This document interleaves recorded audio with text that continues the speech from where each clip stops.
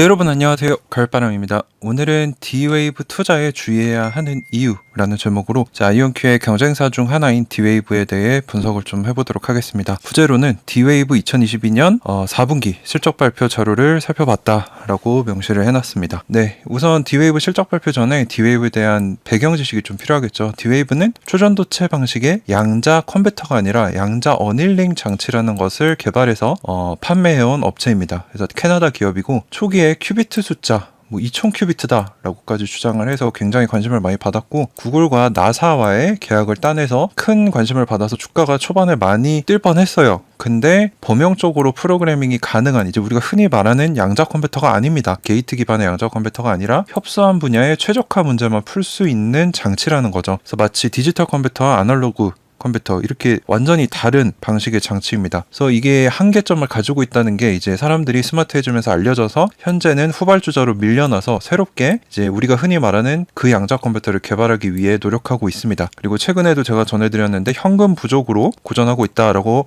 소식을 전달해 드렸고, 최근에 실적 발표를 3월 30일에 시간이 부족하다라고 하면서 지연했고, 그래서 결국 4월 14일에 실적 발표를 했는데, 보통 이런 모습은 별로 그렇게 좋은 모습은 아닙니다. 기업의 투자자들이 살펴보는 차원에서는요. 자, 그래서 D-Wave가 2021년 10월에 이제 이 한계점을 깨닫고 우리가 흔히 말하는 그 양자 컴퓨터를 개발하기 위해 이때부터 시작을 했다고 합니다. 그래서 현재는 양자 컴퓨터가 아닌 양자 어닐링이라는 특수한 목적의 장치를 만들어서 판매하는 회사이다 정도로 정리를 할 수 있을 것 같습니다. 그래서 재무적인 면을 보면은 4분기 매출은 2.4 밀리언 정도로 3분기보다 40% 정도 증가했고, 작년 4분기와는 동일하다. 그래서 매출은 크게 증가하진 않았고요. 이제 정부기관이나 학술기관 이런 걸 빼고 상업적인 고객들이 비중이 늘었다라고 주장을 하고 있고, 매출 총이익이 3분기보다 조금 늘었고, 영업비용은 이제 작년 동분기에 비해 80%나 증가했다. 그래서 돈을 많이 쓰고 있다라는 걸 알 수 있고, 순적자도 작년과 비슷한 수준인데, 이제 Adjusted EBITDA는 이제 이자, 법인세, 감가상각 차감 전 이익으로 영업활동으로 발생시키는 현금을 얘기를 합니다. 근데 보시면 21년보다 악화됐죠. 그래서 돈은 많이 쓰는데 그만큼 돈을 벌어들이지 못하고 있는 안 좋은 상황이다라는 걸 볼 수 있고, 2022년 전체 매출은 7.2 밀리언으로 21년보다는 14% 증가했다. 근데 증가가 턱없이 부족하죠. 아이온큐 같은 경우는 50에서 80% 이상 증가하는 그런 모습을 보여주고 있는데, D-Wave는 고전하고 있음을 볼 수 있습니다. 그래서 상업 고객 수가 작년에 비해 10개 정도 늘었다라고 하는데 실제로 매출이 많이 늘지 않았죠. 그리고 부킹스, 이건 이제 예약 금액으로 차차 매출로 인식되는 그런 금액을 얘기하는데, 어쨌거나 매출로 인식이 될 거기 때문에 이것도 중요합니다. 그래서 작년에 비해 80% 정도 증가했다라고 하는데 정확한 수치를 공개하지 않았습니다. 근데 보니까 아직까지 공시가 올라온 것도 없어서 제가 정확히는 파악을 못했는데, 정확한 수치를 얘기하지 않은 이유가 있겠죠. 아마 수치가 작기 때문에 그냥 퍼센티지로만 보여주고 이 수치를 보여주지 않은 것으로 보입니다. 그래서 어떻게 보면 좀 꼼수를 쓰고 있다라는 느낌을 받을 수 있고요. 매출 총이익도 작년과 거의 비슷, 영업비용은 작년에 비해 증가를 했습니다. 벌어들인 것보다 쓰는 게 훨씬 많고, 순적자는 작년에 비해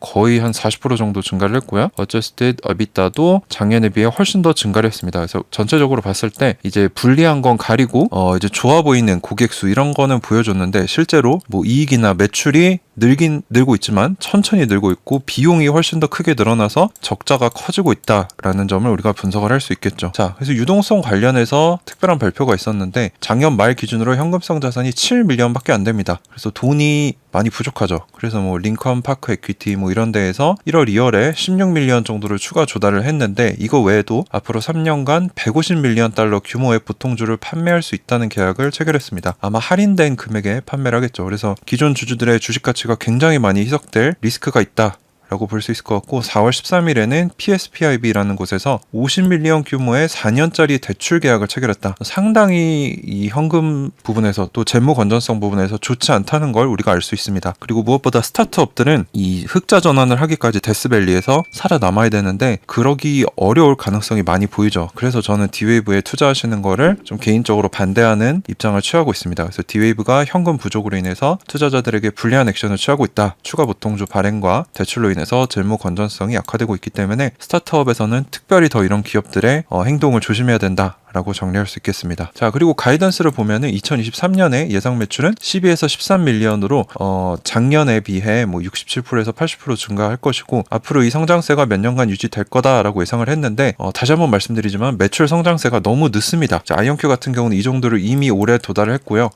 23년에는 요거에 한 60% 정도 더 성장할 거다라고 했는데, 적자가 크게 늘어나고 있는데 매출이 천천히 늘어나면 당연히 부족한 돈이 더 커지겠죠. 그래서 더 어려울 것이다 라고 희망이 좀 없다라고 보이게 되고, 어드저스티드 에비타 역시 21년에 마이너스 35, 22년에 마이너스 48인데 23년에는 마이너스 60 정도를 예측을 한다. 매출 성장하지만 적자가 너무 크다 라고 정리할 수 있습니다. 그래서 제 의견은 매출이 증가한다고는 하지만 턱없이 부족한 매출 성장세, 그리고 이것이 지속된다면 기업 유지가 쉽지 않을 것이다. 투자자들에게 어려울 것이다 라고 정리를 할 수 있을 것 같고, 양자 분야에 투자한다면 차라리 D-Wave나 리게티 같이 뭐 재무 건전성이 안 좋거나 경영진이 교체되고 인력 감축하는 기업보다는 빵빵한 자금력이 있는 대기업인 IBM이나 기술력이 뛰어나고 폭발적으로 성장하고 있는 아이온큐, 또는 이것도 부담되신다면은 QTUM, 퀀텀이라는 이름을 가진 ETF에 투자하는 것도 나쁘지 않습니다. 그 QTUM에 대해서 제가 예전에 한번 영상을 다룬 적이 있는데 업데이트를 한번 좀 해드리려고 합니다. 자, 우선 지난 1년간 어떤 상황이 벌어졌는지 한번 보죠. 그래서 이 캔들 차트로 보이시는 게 D-Wave, QBTS고 아이온큐가 하늘색, 리게티가 보라색, 그리고 IBM이 분홍색입니다. 그래서 1년 동안 성과를 보면은 아이온큐는 100% 성장했습니다. 주가가 100% 올랐죠. 그리고 IBM 같은 경우는 한 마이너스 10% 정도로 선방을 했고, 리게티는 마이너스 30%, D-Wave는 마이너스 65%. 이렇게만 봐도 매크로 상황이 어려워지기 시작한 이후로 어떤 기업이 잘하고 있는지 볼 수 있습니다. 그래서 아이온큐, IBM이 잘하고 있고, 리게티나 D-Wave는 정말 어려운 시간, 주가로도 이게 보여주고 있다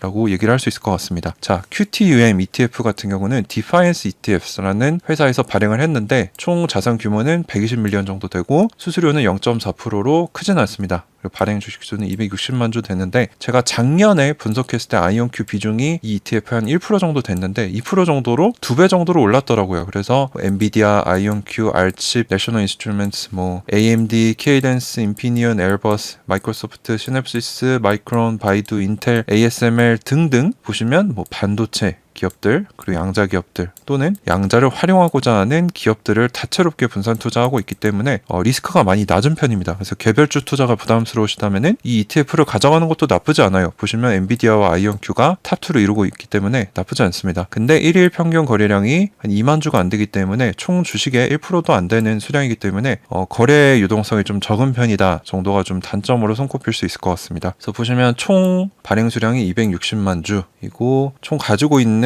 종목은 71개 정도 되고 수수료는 0.4%, 그리고 티커는 QTUM, 그리고 2018년 9월 4일에 뉴욕 증권거래소에 상장이 되었습니다. 그래서 탑홀딩스 ETF 안에 있는 종목들을 살펴보면 뭐 제가 봤던 자료랑 조금 다른데 엔비디아가 한 2% 좀 넘고, 알칩 테크놀로지가 2% 정도, 아이온큐가 3등입니다. 2%가 좀 안 되고요. 뭐 등등 쭉 보시면 이제 반도체 설계 또는 양자 기업들, 그리고 양자를 활용하고자 하는 대기업들이 주를 이루고 있습니다. 그리고 아이온큐 주식을 한 34만 6천 주 정도를 들고 있습니다. 자, 그래서 보시면은 뭐 엔비디아, 아이온큐, 알칩 등등 이렇게 수많은 종목들을 조금씩 가지고 있어서 분산 투자가 잘 되어 있고요. 섹터로 보시면은 이제 뭐 전기전자 쪽, 그리고 기술, 그리고 매니팩처링, 커뮤니케이션스 등등 잘 분산이 되어 있고, 또 보시면은 이제 QTUM과 나스닥과의 성과 비교를 한번 해보겠습니다. 그래서 5년으로 보시면은 나스닥 같은 경우는 54% 정도 수익을 냈는데, QTUM 같은 경우는 이제 반도체 주식이 많이 들어있어서 그런지 더 좋았어요.